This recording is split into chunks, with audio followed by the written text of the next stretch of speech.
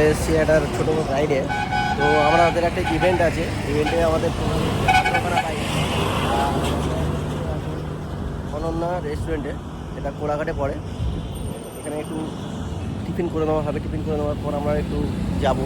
অনেকটাই জার্নি আছে, যতটা সম্ভব 150 কিলোমিটার। সবাই মিলে রাইড করছি, খুব ভালো লাগছে। রাইডের পুরো সিনটাই তোমাদের তুলে ধরবো। এখন খাওয়া দাওয়া করে নিই, হালকা টিফিন করে নিই, তারপরে আবার ফের যাবো। রাস্তার পুরো শোটা তোমাদের দেখানোর চেষ্টা করবো।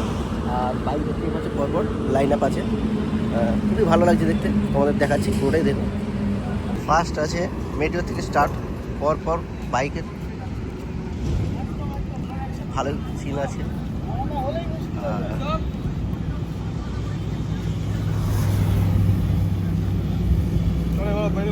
চলে এসেছি এই রেস্টুরেন্ট, অনন্যা রেস্টুরেন্ট।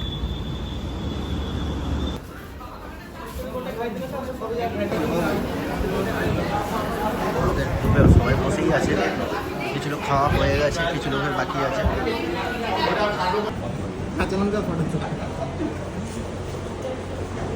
খাওয়া শুরু করলাম,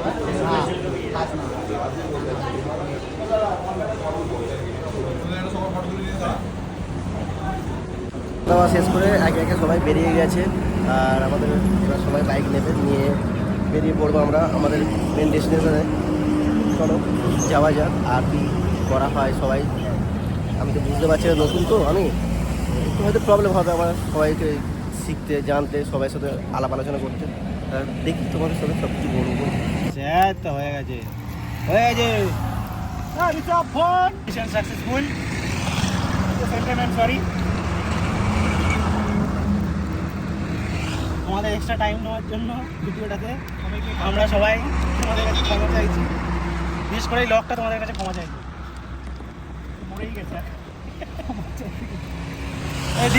ডিক্যাথলনকে বলো ভাই, ডিক্যাথলন এটা কি লক বানিয়েছে ভাই? না না, এটা ডিক্যাথলন অবশেষে কমপ্লিট হলো।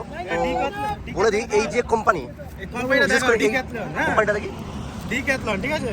এই কোম্পানি ভুল করেও কেউ নেবে না, কারণ এই প্রবলেম ফার্স্ট হবে। একদম নতুন নতুন জিনিস, এই হেলমেটটাকে লক করানো হয়েছিল, যেহেতু আমরা ওখানে খেতে গিয়েছিলাম। গরম করতেই যায়।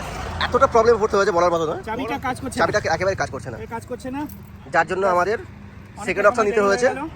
এট দ্য সেম টাইম আমি সরি, যে বদার করলে সবাইকে সবার টাইম হয়ে গেল। আরে এটা আমাদের মজা হলো, একটা এক্সপিরিয়েন্স তৈরি হলো।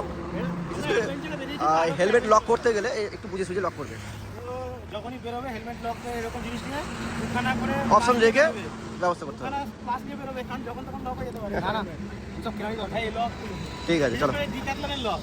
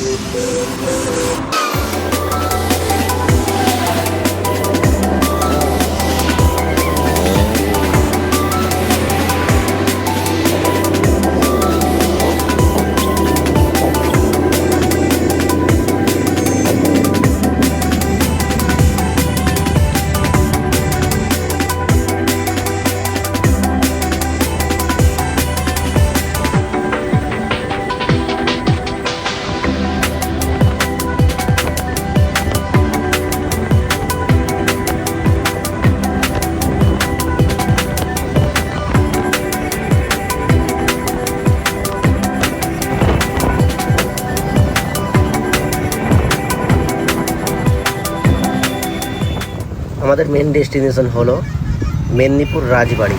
তো সবার একটু ফিউল কমে গেছে, সেই জন্য সবাই অল্প অল্প করে ফিউল ভরে দিল। আর হাইওয়েতে দেখছি যে ফিউল পুরোপুরি দিচ্ছে না, 200 টাকা, কোনো জায়গায় 500 টাকা, এইভাবে ফিউল দিচ্ছে। তাই একটা জায়গায় হয়নি, দুটো জায়গায় গিয়ে করতে হয়েছে। গ্রীষ্মকালের গরম প্রচণ্ড, সকাল সকাল বেরিয়েছিলাম বলে তবু কোনো অসুবিধা সেরকম কিছু হয়নি। তো রাস্তাটা আমরা পুরোপুরি কভার দেওয়ার চেষ্টা করলাম। যেহেতু আমরা লাইন আপ করে যাচ্ছিলাম, তো খুব ধীরে ধীরে সবাই একের পর এক সামঞ্জস্য করে যাচ্ছিলো বলে খুব ভালোই লাগছিলো। আর প্রবলেম কিছু হলো না আমাদের, আমার গাইড করছিল খুব ভালো। লাইন আপের মধ্যে 17টা বাইক ছিল, একটা স্কুটি ছিল, 18 জন রাইডার ছিল, 2 জন প্যাসেঞ্জার। আমি কিছুক্ষণ চালাচ্ছিলাম, কুন্তল কিছুক্ষণ চালাচ্ছিল, আর একটা লেডিস ছিল যে পেছনেই বসেছিলাম, একটা বুলেটের পেছনে। এভাবেই আমাদের কন্টিনিউ যাওয়া হয়েছে।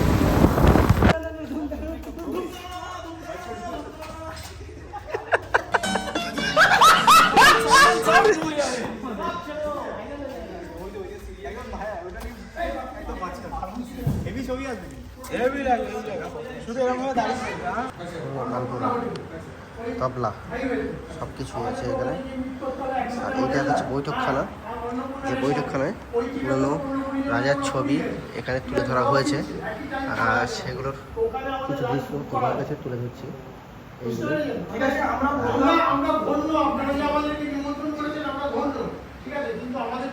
এইগুলো হচ্ছে আমাদের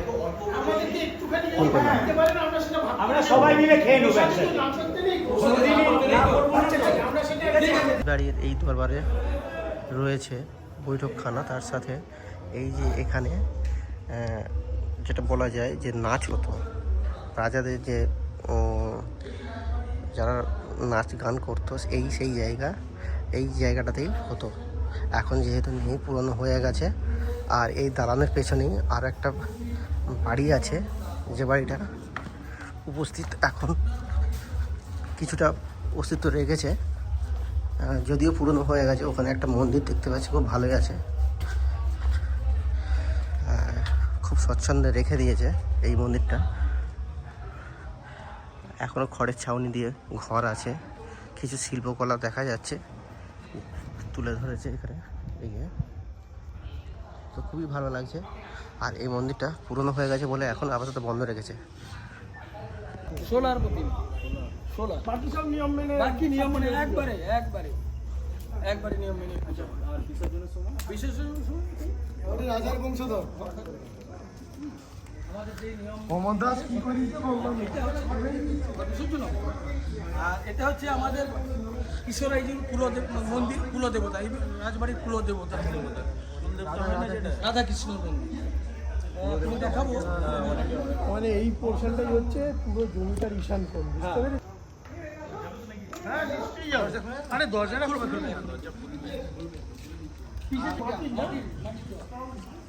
খড়ের চাল আর মাটির জল।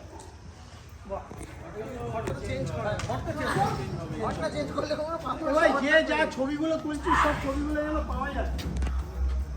আর এগুলো সমস্ত দালা, এখানে আমাদের অনুষ্ঠান হয়, এখানে শেষ হয়ে যায়। এখানে আমাদের অনুষ্ঠান হয় 15 দিন ধরে।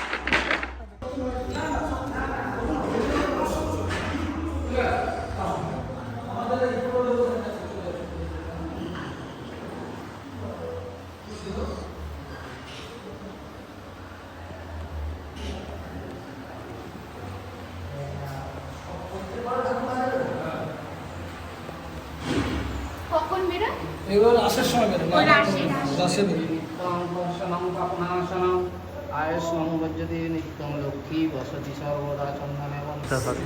মন্দিরের ভেতরে হাতে টানা পাখা। এটা কি তখন তো খারাপ পানি থাকতো না। ও আচ্ছা আচ্ছা আচ্ছা আচ্ছা। আরে এসে ভালো হাওয়া হয়। এবার নাড়া, হ্যাঁ এবার নাড়া।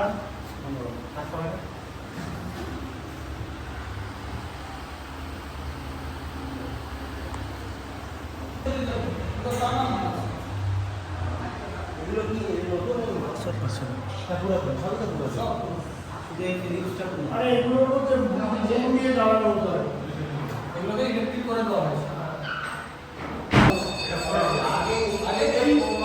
আচ্ছা আচ্ছা আচ্ছা, ওই জিনিসগুলো সব পুরো, ওগুলোকে রিকনস্ট্রাক্ট করা হয়।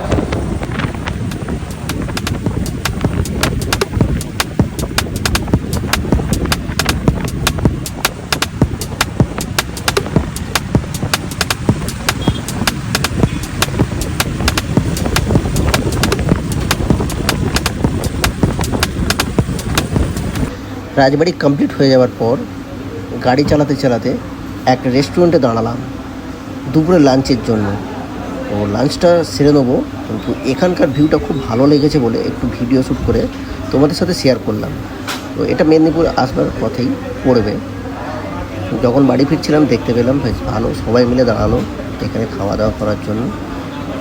আর এসি ব্যবস্থা তো আছে, গরম খুব প্রচণ্ড ছিল বলে একটু রিল্যাক্স হয়ে যাওয়ার পর আমরা খাওয়া দাওয়াটা সেরে দিলাম।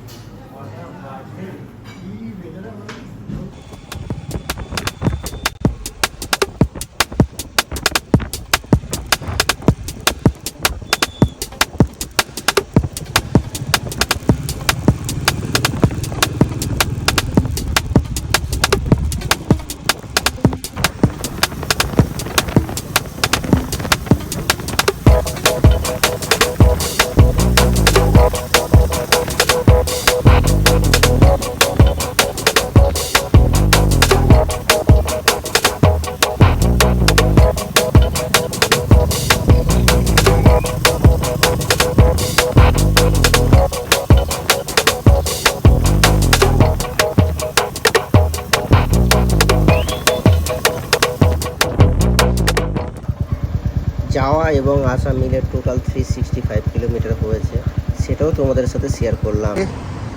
এবার আমাদের যাওয়ার টাইম হয়ে গেল। যে ট্রাভেলটা করলাম বেশ ভালোই লাগলো। এই হচ্ছে আমাদের গ্রুপ, পুরো গ্রুপটাকে নিয়ে আমরা সবাই এনজয় করছি। কত মজা আছে সবার, দারুণ মজা।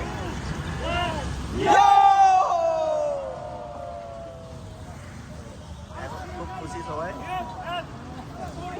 আজকের মিট আপ এই পর্যন্তই।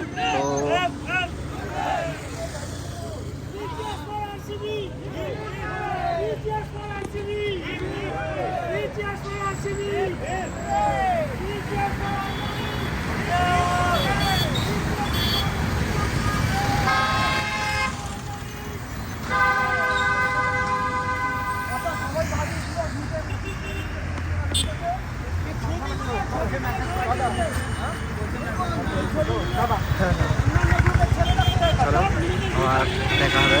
এই গ্রুপটা খুব ভালোই। তোমরা যদি কেউ এই গ্রুপে জয়েন হতে চাও তো প্লিজ কমেন্ট করতে পারো। আর আমাদের এই ট্রাভেলটা কেমন লাগলো অতি অবশ্যই জানিও।